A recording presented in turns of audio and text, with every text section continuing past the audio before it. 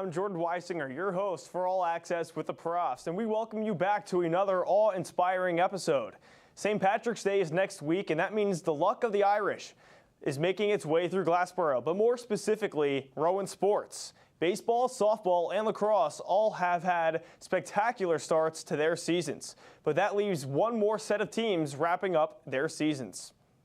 The men's and women's indoor track and field teams are fresh off their fast track last chance appearances and have their sights set on the AAR TFC championships at Ithaca College.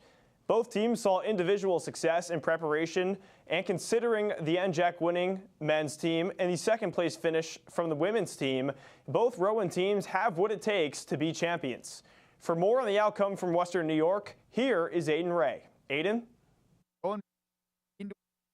Teams both competed up in Ithaca, New York this weekend in the AAR TFC championships. Both teams were able to contribute really well and continue to get some great accomplishments on the weekend. So to kick things off with the men's team, who are AAR TFC champions for the sixth time, the Profs finished with a total of 94 points. Accomplishments for the team included Jason Aguiman getting a PR time of 7.80 in the 60-meter hurdle, which is second in Division III. Masai Bird took the 60-meter sprint final with 6.88 seconds, beating his own school record on Friday. Arlington Rim finished a tie for second in the high jump with 1.98 meters. A great weekend for the men's. Moving over to the women's, who finished tied for 15th out of 55 teams competing. On Friday, the 4x400 relay of Molly Ledge, Jasmine Pope, Jasmine Broadway, and Nevaeh Lord Just finished in third place. Lodge also qualified for the 60-meter hurdle final after running a season-best time of 7.83 in the prelims. Gabriela Pagano ran a 10:12.73 in the 3,000 meters to finish fourth. The women's team was able to do their thing. Up next now for both the men's and women's indoor track and field teams, it is NCAA Division III championships up at Nazareth University in Rochester, New York. Selections will be this Sunday, March 9th. This is Aiden Ray, your Rowan men's and women's indoor track and field reporter here on All Access with the Profs, and we are going to send it right back to Jordan Weisinger in the studio. Thanks, Aiden. Now on to softball. The Devil might have went down to Georgia, but the Profs went down to North Carolina. The Rowan softball team played 4 games starting last Friday. They opened against Piedmont and Arcadia and closed on Saturday against Marymount and North Carolina Wesleyan. The Profs started the year off as hot as North Carolina barbecue, and as a result, Rowan was ranked 4th in the country in all of D3 softball entering the 4-game stretch. Our own Skylar Sweeney has more to report on the Profs' trip down south.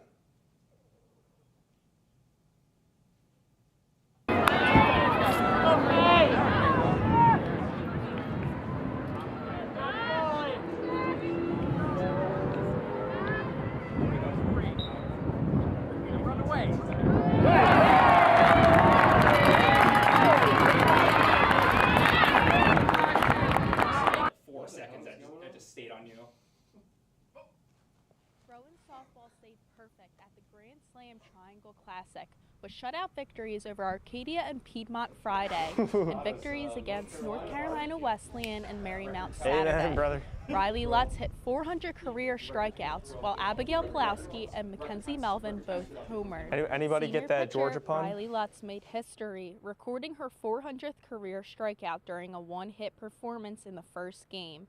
Liz McCaffrey was key in the offense, going 2 for 3 with 2 runs and 2 stolen bases. The Profs broke the game open late, scoring 3 in the 5th and 5 in the 6th, with Holly Marcus driving in 2 runs, including the game winner. In Game 2, Rowan's offense stayed hot. Big innings in the 2nd and 4th, fueled by Brianna Bryant and Abigail Pulowski, put the game out of reach. Emily McCutcheon pitched 4 strong innings, allowing just 3 hits, while Michaela Venziel finished it off with 3 strikeouts. Saturday's game saw Rowan extend their undefeated streak to 8-0 against Marymount. McCutcheon dominated in the circle, tossing 6 shutout innings and allowing just 2 hits. Offensively, Peyton McNair was 3 for 3 with a double and an RBI, and the team scored 5 in the 5th to secure the win. In the final game of the weekend, the Profs rolled to a win over North Carolina Wesleyan, highlighted by home runs from Mackenzie Melvin and Pulowski.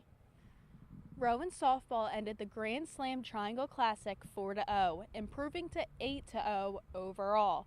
Rowan now heads to Florida for their spring break games. I'm Skylar Sweeney with All Access with the Profs. Jordan, back to you. As I mentioned last week, started 3-0 for the first time since 2000. In what was an impressive win over number 17 ranked Stevens, Rowan now has a chance to improve to 4-0, which would mark the Profs' best start since 1975. If they pull off that win, Rowan can improve to 5-0 and stay undefeated when they played Kenyon earlier today. The Profs took on Muhlenberg in Allentown, Pennsylvania, and Kenyon right here in Glassboro. Let's find out a potentially historic result from Stephen Wilczynski, who is at the Rowan Soccer and Lacrosse Complex, with more from Thursday's and today's game. Stephen. Thanks, Jordan. I'm Stephen Wilczynski reporting to you live from the Soccer Lacrosse Complex, where the women's lacrosse team just made their mark in team history. After a 14-3 win against Kenyon College, the Profs are now 5-0 to start off their year. It's the first time since 1967 where the Profs program started. Lena Corson led the way with the Profs with 6 goals. Hannah Lombardo added 2 goals and an assist. Last Thursday, the Profs faced off against Muhlenberg College in a 17-6 victory. The Profs had 9 scores in that match. Fiona Lockhart led the way with 4 goals. The Profs outshot their opponent 31-19 in that match. It's been an exciting season for the Profs. As they continue their historic campaign, they will face off against Susquehanna this Saturday at home. Back to you, Jordan. Was historic, and the women's lacrosse team is now 5-0 after another 2 wins for the Profs.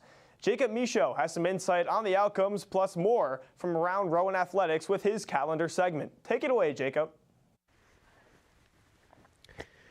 Thanks, Jordan. I'm Jacob Michaud, bringing you this week's calendar segment for Rowan Athletics. The Profs will be in action for 6 out of the next 7 days, so let's get right into it. Women's lacrosse, as you just heard, took action just moments ago as they met with Kenyon here in Glassboro. They came out with a win, 14-3, and this win puts them at a 5-0 record on the season. Tomorrow, we will have a very rare break in the action, but baseball will pick things right back up on Thursday as they head to Florida to play in the Florida Invitational. They'll play a total of 8 games from then until March 20th.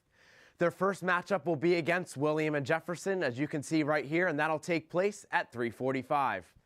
Moving on to Friday, it's a huge day from morning to night. Men's track and field will kick things off with day 1 of the D3 championships as they begin to cap off what has already been an outstanding season.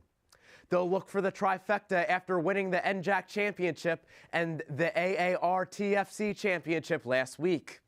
We're waiting on the women for now to see if they make it in. Softball will then make their way over to Florida for the spring games, where they'll have a whopping 12 games to play until March 21st. They'll start by competing against Juniata at 2 o'clock and Hope at 4:30. In between the 2 softball games, baseball will take action at 3 o'clock against UMass Boston. If you've watched us before, you'll know that Saturday is always packed. Men's track and field will finish what they started from day 1 in the D3 championships at 10 a.m. Softball will take action right alongside track and field as they'll play Lake Forest, which is also at 10 a.m. The girls will then get a very quick break right before they hit the diamond again to take on Co at 12:15. And as I mentioned earlier, men's will have day 2 at 10 o'clock. And then meanwhile, during all that, baseball will suit up for day 3 of the Florida Invitational, and we'll have a meeting with Mitchell at 11 a.m. Oh, and I'm not done yet, because guess who else is in on the action on Saturday? None other than our undefeated women's lacrosse team. They will get to enjoy the comfort of home in a matchup against Susquehanna, which will take place at 1 p.m. Sunday contains even more Florida action with softball and baseball. The ladies again will have 2 games essentially back-to-back, with a game against Worcester at 9 a.m. and a matchup against Sudi Fredonia at 11:15. The men will hit the diamond in the evening to take on Babson at 6:30. We're in the home stretch, everyone, for this long segment. Softball will finally get the day off on Monday, but baseball will continue to swing the bats for 2 more games, one against Amherst at 1 o'clock and one against Hope at 4:30. Ladies and gentlemen, give me 30 more seconds of your time, because what's the calendar segment without the all-access game of the week? I'm going to cut right to the chase. Give me men's track and field at the D3 championships, baby. They'll have the chance to complete an already astonishing season after taking home the NJAC title for the 10th time in a row and becoming repeat champions in the AAR TFC. The sky is most certainly the limit for this team, even though they'll be playing indoors. The Profs have a lot going on, so let's see what Logan Stewart and the debate crew are going to talk about this week. Take it away, Logan. Thank you, Jacob, and welcome into another week of the debate segment. My name is Logan Stewart, alongside Jake Clark, Shane Alexa, Leo West, and Micaiah Tinklenberg. And what a weekend, what a start for softball this year as they start the season 8-0 with Riley Lutz and Emily McCutcheon, both star pitchers on the team, having pitched a combined 44 innings and only allowing 2 runs in just 8 games this year. So, who is the #1 ace, guys? Lutz or McCutcheon? You know, I'm going to have to start off with Emily McCutcheon, the record-setting Emily McCutcheon. She set a Division III record for the most innings pitched in a game with 20 innings pitched in a playoff win over TCNJ. And not to mention, she's just gotten better every single year. 2.9 ERA in 2022. In 2024, she had a 1.1 ERA, and to start off this season is 0.67 ERA. Yeah, for me, the answer is simple. It's Lutz. In 23 innings pitched this season, she's allowed 6 hits and no runs. Think about that. No runs and 26 strikeouts. So she's a strikeout pitcher, but she can do it all. I'm also going to have to disagree with you at this point. If you look since 2023, McCutcheon has had 37 wins and only 4 losses, while Lutz has had 48 wins and 15 losses. And while I am not a STEM major, I ran the numbers, McCutcheon has a 90.2% win average, while Lutz only has a 76.2. So I do think you have to take that into account, the previous seasons that they have played while discussing this topic. She's a winner. I mean, Micaiah, you missed with us last week. I'm glad you're back, but you brought back a bad take with you because Riley Lutz is clearly the ace for the women's softball team. I just looking at the career stats: 1.72 ERA, over 400 strikeouts, a batting average against of 204, which is just 4 points over the Mendoza line. A fantastic career. She was an All-American back in 2023. That was her sophomore year. Emily McCutcheon has yet to earn that honor in her career, so I just think overall, the better pitcher is Riley Lutz. Well, we want to talk about career stats right here. Emily McCutcheon has a 1.41 ERA, which is 30 points better than Lutz. But we can look at the comparison. We have last season to look at that. She had more wins, she had less losses, she had more innings pitched, less earned runs, 40 less walks, and she hit 5 less batters. And we can talk about, you know, whether she strikes people out or whether she doesn't. I just think she's a better pitcher. I want you to think about this. The team had a doubleheader to start the season. Lutz started game 1. There's no arguing with that. The coaches trust her, and that showed earlier on in the season. Yeah, to Shane's point, the coaches pick her to be the ace, to go out there and start game #1, which is arguably the most important game of the doubleheader. And then just something else that I want to point out. We talk about this year, Lutz hasn't given up a run.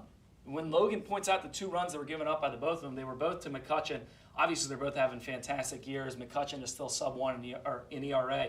But Lutz, 0 runs given up in 23 innings pitched, has 26 strikeouts. That's 3 more strikeouts than innings pitched. Again, over 400 on the career. And also, last year being named the Glassboro Regional MVP. The best player, not just the best pitcher, but the best player out of everybody at that regional. I don't think it's fair to bring up that the coaches pick her over McCutcheon, considering that McCutcheon was an underclassman until this year. Now that she is an upperclassman, she has had the great opportunity of having Lutz be a mentor to her over the past couple of years. And all these stats that we're arguing is from her being an underclassman. So now that she is an upperclassman, I really do think she is going to surpass Lutz going into the 2025 season. And we've seen it with the games they've played so far. McCutcheon had an ERA. McCutcheon only allowed 9 hits, while Lutz allowed 14 this season so far. And I know we're just getting started, but I do think that is important to consider. Well, I want to talk about how you mentioned that Lutz is a strikeout pitcher. And we can talk about strikeouts because Lutz, you know, has a really respectable strike-to-walk ratio of 1.77, but she walks so many more batters. So we're talking about command, too. And then Emily McCutcheon has a strikeout-to-walk ratio of 3.06. So that's basically 2 times as great as Lutz. Leo, Okay, but Leo, I urge you, please, to take spring break, to just take a week off and just think about what we're talking about right now. Because, right, you mentioned the walks and the command, but Lutz hasn't given up a run. So she's getting out of the jams whether she's walking batters or not. It doesn't matter. She hasn't given up a run. And she's striking batters out. And also, as Logan mentioned before, or somebody on the show mentioned before, she is the 4th best defense in the nation playing behind her. They're the 4th best team in the country. So, yeah, ground balls are going to work when you have a great defense behind you. But Riley Lutz can go out there and get the job done herself. And I don't think we can say that because she's an underclassman, they're not going to pick her. I think it's based off skill. I don't think that's a good argument, to be honest. I'm just saying, if you give McCutcheon the same chance that they have given Lutz so far, I do think she can rise to the occasion. I think it's off skill. I think it's I off mean, you skill. make- I think it's off skill. You make the argument that, right, like, I will 100% stats don't lie that McCutcheon had the better year last year. But overall, they're trusting Lutz more this year, and it's paying off. They haven't lost yet. Lutz has a 0 ERA, hasn't given up a run in over 20 innings pitched, and is a strikeout pitcher over 400 on the career. She's the #1 option, and the coaches, as Shane pointed out earlier, in a doubleheader scenario, the coaches look to Lutz first, and that's for a reason. Look, we can talk about trust too, but she has more innings pitched. They're letting her run. They're letting her get more of the run as things go off too. And I like to take your point because the stats don't lie, Jake. They do not lie at all. And we can look at the sample size from last year. McCutcheon was a better pitcher than Riley Lutz. He said it himself, the guys. bot is He the said it better pitcher. himself. The bottom line is who's going to win the big game. The coaches, who are you going to pick in the big game? And right now it's Lutz. Well, and also, I disagree. I just disagree. I disagree I disagree. also. the coaching staff puts her out first. I don't know. I don't Maybe understand how because you. she's a But senior. she has Maybe more because innings. she's Do you want to a take it up? senior. Do you want to take it up with Kim Wilson, who's been doing this for 29 years? No, I don't Do you wanna wanna- take it up with Go Kim ahead, Wilson. talk to Kim Wilson. The fact that we even have to have this conversation, I think, is a privilege. I mean, name another team in the country that has 2 stud right. pitchers That's true. like Lutz You're and right. McCutcheon right now. That's fantastic. Yeah. Fantastic. Yes. Well, that's going to do it for us this week on the debate segment, guys. And we're going to slide it on over to Aiden Doherty, who's going to break down women's lacrosse this week on Doc Analysis. Take it away, Aiden. Logan, I'm Aiden Doherty here back on Doc's Analysis, and you guys touched on both ace pitchers for the softball team. We dove into Riley Lutz's success early in the season last week, but this week we'll take it over to the lacrosse field as we look into the performance of Molly Green and her teamwork in specific.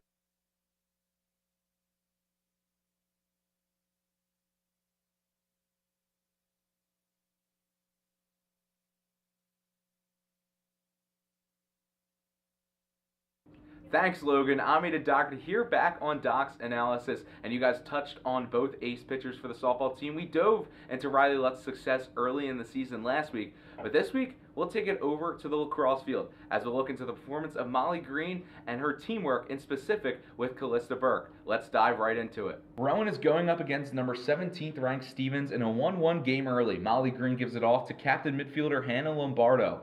She's going to absorb the defender of Molly Green right here with the screen, and then she's going to give it off back to Molly Green. It's great recognition from Green, and Lombardo finds her in space, and she puts it away to give Rowan an early lead that would start a run, her first goal of the game. Green was also a creator here as she finds Callista Burke, who has a beautiful backhand, scoring her 3rd straight goal, capping off a 7-0 run for the Rowan Profs to take a 7-1 early lead. Molly Green's success in this game was due to teamwork. Rowan will get possession after the ball goes out of play behind the net. But look at Molly Green here at the top. She's going to cut backdoor beautifully. Look at the backdoor cutter. Defender falls, but she finds the turf. But Molly Green finds the laces of the back of the net. And Rowan extends the lead to 10-4 at the end of the first half. The Callista Burke-Molly Green connection we saw a clip ago is back as Callista Burke has it behind the net. Molly Green has her defender getting caught ball watching, and whoop! Watch this cut. Great pass from Burke and a great finish from Green as Rowan extends their lead again to 6 and eventually hangs on to win 13-6, picking up a ranked victory at home as the star duo rejoices together. The Rowan Profs scored 13 goals against Stevens with just 4 being assisted.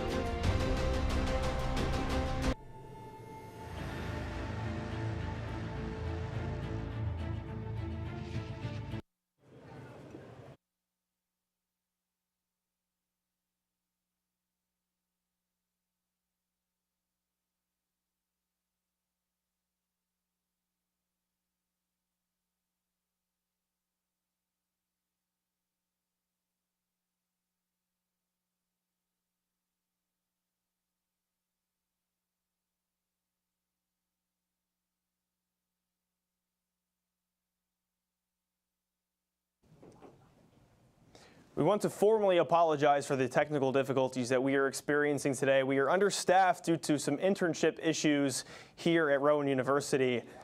But now we want to throw it to Jay Kitchen for his segment, Day in the Life with Lexi Bay. Hello everybody, I'm Jay Kitchen. Welcome back to Day in the Life, where we dive deep into figuring out what happens in a student-athlete's daily life. Today, I'm brought here Lexi Bay, a junior thrower for women's track and field team. Lexi, how you doing? Good, how are you? So Lexi, indoors over and your track season's over. So now you're focusing out for outdoor.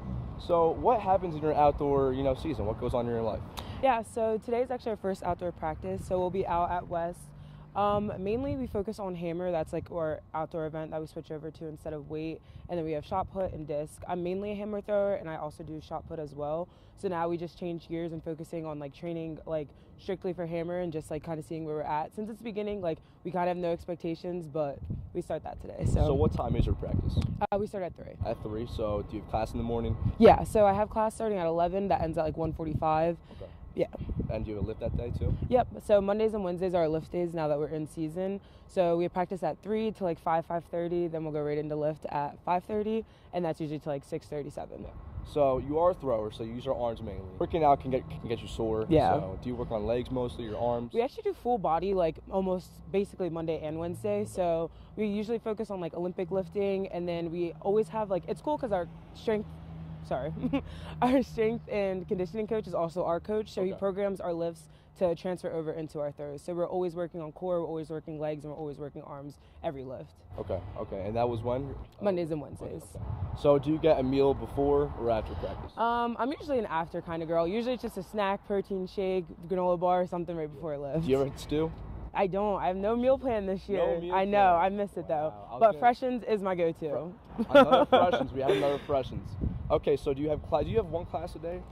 Usually I have 2 on Mondays and Wednesdays, 4 on Tuesdays, and 1 on Thursdays. Okay. So you have one at 11, okay, and then practice. You want after practice on Mondays and Wednesdays? No, luckily not. Okay, so practice and then mainly your day's over? Yeah. So you go home, study? Yep, homework, dinner, try and hang out with my roommates and my teammates and my friends, and usually call it a night by 11 o'clock. And does your outdoor differentiate between your indoor life?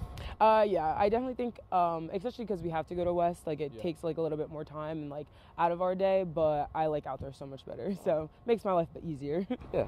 Well, there it is, ladies and gentlemen. Lexi Bay, again, junior thrower for women's track and field team. Lexi, thanks so much for coming on here. Yeah, thanks for having me. Back to the studio, Jordan. Now let's jump 2 games in the lacrosse schedule to the outcome from earlier today. Jordan Harris with her new segment, Joshing with Jordan, covered the fan experience from Rowan's efforts against Kenyon. So from one Jordan to another, let's get joshing. Hey guys, I'm Joshing with Jordan. I'm Jordan Harris, your reporter for the semester, and today we're asking fans, what's their game day tradition? Check it out. Rowan, of course. Do you have any game day traditions? No, not here. But she's a freshman, so we really haven't developed any yet. We'll see what happens. Who do you think's going to win today? Oh, Rowan, of course. Daughter Aubrey plays goal. Any game day traditions? No. Game day traditions? Yeah. No, I don't. I'm sorry. Probably just going to class. That's my game day tradition. Hannah Lombardo. You have any game day traditions? I do. I hit Wawa, get a coffee, get a sizzly. Any game traditions?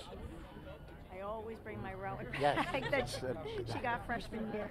Here to watch some good competition because I'm a goalie myself on lacrosse. Yeah. They're in the middle of tryouts for high school. Mm-hmm. What are you here for today? The Rowan Profs. Nice. You got any game day traditions today? No, just came and support the team. I know they like to do those little celebrations on the side when they score. I like the rowing the boat one. They do a lot of locker room hype up, pre-game, lots of music, getting themselves ready. Do I have any game traditions? No, I'm just a boyfriend's mom here supporting. Tegan, she's out there, number 13. To support the team. Go ahead. This has been Joshing with Jordan. I'm Jordan Harris. Back to you guys in the studio. That was a great first rendition with Joshing with Jordan. Keep up the great work bringing us exclusive footage of games behind the scenes. Let's toss it now to Owen Caldwell, where he will bring you your news from an extremely busy sports week with NBA action in the beginning to the NFL free agency. Owen, take it away. What's up, everyone? My name is Owen Caldwell, and we are back for another week of the All Access with the Profs weekly sports update, where I take you through some of the biggest news from the sports world that happened in the past week. This week, we will focus on news from around the NFL and one thing from the NBA. We've had a flurry of NFL moves recently, so let's go over some of them. Last Friday, QB Geno Smith was traded from the Seattle Seahawks to the Las Vegas Raiders in exchange for a third-round pick in 2025. That news was big when it came out, but how about what happened on Sunday? Here's the rundown. Josh Allen, a 6-year, $330 million contract extension with the Buffalo Bills, $250 million guaranteed. He's now the highest-paid NFL player ever. The Seahawks made another move, sending wide receiver DK Metcalf to the Pittsburgh Steelers in exchange for a second-round pick in 2025. And it was then reported that Pittsburgh was extending Metcalf to a 5-year, $150 million contract agreement. Myles Garrett signed a 4-year extension with the Cleveland Browns. That includes $123 million guaranteed. We also saw Devontae Adams sign a 2-year deal with the LA Rams, and Saquon Barkley earlier last week, after his amazing season, became the NFL's highest-paid running back ever after signing a 2-year, $41.2 million contract extension with the Philadelphia Eagles. With NFL free agency officially getting underway tomorrow, the stove is hot right now around the gridiron. And one quick thing from the NBA before we wrap up. Did you see Nikola Jokic the other night? 31 points, 21 rebounds, 22 assists against the Phoenix Suns. Denver beat Phoenix 149-141, as it says right here. This is the first 30-20-20 triple-double in NBA history. You know, simply amazing things from Nikola Jokic. I can't even score 3 points at the rec center. They call him the Joker. One thing's for certain after this episode, there was no joking around in the sports world this past week. So come back for more next time. I'm Owen Caldwell. Now back to Jordan. Thanks, Owen. Good thing you didn't mention any Yankees or Knicks news, because New York sports fans lost Garrett Cole and Jalen Brunson in a 5-day span. Truly, nobody has it worse than New York sports fans. Anyways, that'll do it for another episode of All Access with the Profs. I am your host, Jordan Weisinger, but before we sign off, all of us from the All Access with the Profs family want to wish a very happy birthday to our social media coordinator, Hannah Short, and a happy late birthday to our own Stephen Wilczynski, who had his birthday this past Friday. Happy birthday, guys. We will see you all in 2 weeks because of spring break here at Rowan University. And as Billy Joel once said, life is a series of hellos and goodbyes. I'm afraid it's time for goodbye again.